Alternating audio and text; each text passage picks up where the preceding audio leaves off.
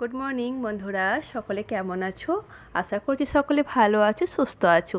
যে যেখান থেকে আমার ভিডিওটি দেখছো তাদের জন্য রইল অনেক অনেক ভালোবাসা। আমিও ভালো আছি। সকালে এক কাপ চা আর চিনি নিয়ে সকাল থেকে শুরু করলাম আমার নতুন ভিডিও। চলো তোমাদের সাথে নিয়ে আজকে সারাদিন আমি কি করছি সেটাই শেয়ার করব। সকালবেলা আজকে ছেলে স্কুলে যাবে, তো সকালে আমি রান্না বসিয়েছি। আজকে আর কিছু সকালে জলখাবার করিনি গো। কালকে যে ছোলার তরকারিটা রেখেছিলাম একটু ছিল আর কি, সেটাই দিয়ে আজকে সকালবেলায় আমার কর্তামশাইকে দিয়ে দেব। ছেলে চলে গেছে একটু শরবত খেয়ে পড়তে, টিউশন চলে গেছে। আমি এই যে রান্না বসিয়েছি, সবজি একটা করব, সব রকম সবজি দিয়ে একটা সবজি হবে। আর কালকে চিকেন একটু ছেলের জন্য রাখা আছে, ও সেটা দিয়ে এখন ভাত খেয়ে স্কুলে চলে যাবে। তো আমি পরে এখন সবজি রান্না করব, একটু ফ্রিজে মাছ আছে, সেই মাছটাও রান্না করব। তো চলো, ফিল্টারে শেষ হয়ে যাওয়ার জন্য ভাবলাম ফিল্টারে এটা একটু আমি ধুইয়ে রাখি, আবার ছেলে আসলে বলবো জলটা একটু ওর মতো উপর দিয়ে দিতে। চলো আমি এগুলো একটু ধুয়ে নিই। আর তোমরা বলো তো তোমরা সকলে কেমন আছো? আশা করছি তোমরা সকলেই ভালো আছো। আর গরম কেমন পড়েছে আমাদের এখানে খড়গপুরে, কিন্তু প্রচণ্ড গরম পড়েছে। আজ তো একদম সকাল থেকে সূর্যি মামা একদম মাথার ওপর উঠে বসে আছে। এত রোদ গরম কি বলবো, যেন উপরে থাকি তো ছাদের মধ্যে, কি প্রচণ্ড রোদ, তাকানো যাচ্ছে না। ছাদ গরম হয়ে যাচ্ছে, 10টার পর থেকে যেন ঘরের মধ্যে আর টিকতে পারছি না। আর কি করবো বলো, গরমকালটা তো এখনও তো মে মাস আছে বাকি, এপ্রিল মাসে এই অবস্থা। বেশ কদিন বৃষ্টি পড়ছিল তো ভালোই লাগছিল, কিন্তু আবার দুদিন বৃষ্টি বন্ধ হওয়াতে কী অবস্থা বলবো আর। চলো আমি এবার সবজিটা একটু বানিয়ে নিই, কারণ ছেলে খাবে না, তাও করে নিচ্ছি। সকালে যখন একভাবে রান্নাটা করছি তো করেই নিই, অল্প একটু রান্না তো। তারপরে মাছটা একটু দেরি করে ভেজে গরম গরম খাওয়া হয়ে যাবে। এখন থেকে আর মাছটা রান্না করব না, তো আমার বড়মশাই বলেছে চলো বন্ধুরা, আমি স্নান করে চলে এসেছি। এখন একটু জামা কাপড়গুলো একটু মিলে দিয়ে আসি।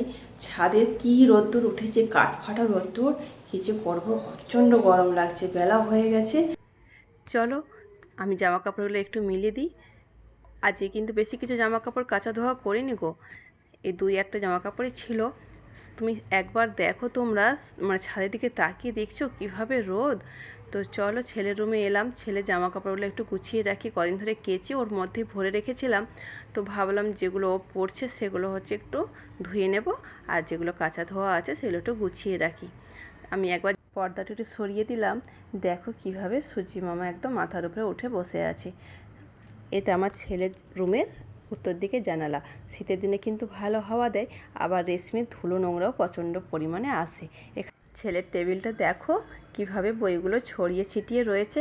থাক, এগুলো আমি পরে এখন গুছিয়ে দেব। এই দেখো বন্ধুরা, এটা আমাদের বাড়ির পেছন দিকে একটা কাঁঠাল গাছ, অনেকগুলো কিন্তু এঁচড় হয়ে রয়েছে।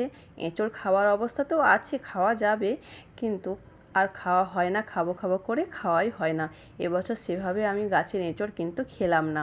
আজকে আমি শাড়ি পরেছি, আমাকে কেমন লাগছে বন্ধুরা তোমরা জানিও।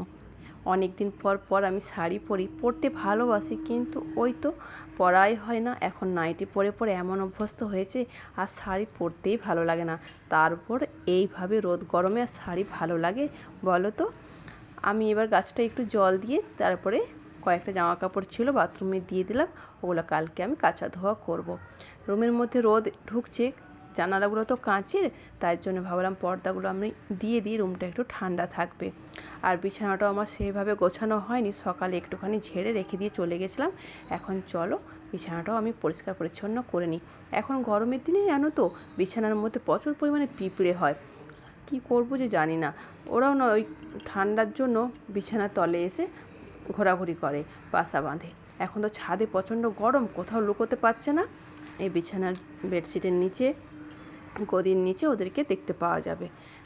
সকাল সকাল রান্না হয়ে গেলে কিন্তু একটা সুবিধা জানো তো, অনেকটা টাইম তুমি নিজের মতন করে পাবে। সকালে হয়তো একটু কাজের চাপটা বেশি থাকে, সকালে আধ ঘন্টা আগে উঠতে হয় ঘুম থেকে ঠিকই, কিন্তু সারাদিন তুমি যেভাবে খুশি কাজ করতে পারবে। শুধু পুজোটা আর রান্নাটা যদি সকাল সকাল হয়ে যায় আর তোমাকে দেখতে হবে না। এখন সন্ধ্যাবেলা একটু মার্কেটে এসেছিলাম আমি আমার বরমশাই করে। তো সন্ধ্যাবেলা বাড়ি ফিরে যাওয়ার সময় একটু ছোলে ভাটুরে আর ধোসা নিয়ে এসেছিলাম। ছেলে আর আমি করে সন্ধ্যাবেলা টিফিনটা করব, তারপর রান্না করব। তো চলো সেগুলোই আমি এখন খেয়ে নিচ্ছি। আমার ছেলেকেও আমি দিয়েছি, ছেলে খাচ্ছে, ও ভিডিওতে আসতে লজ্জা করছে। ভালো থাকবেন সবাই।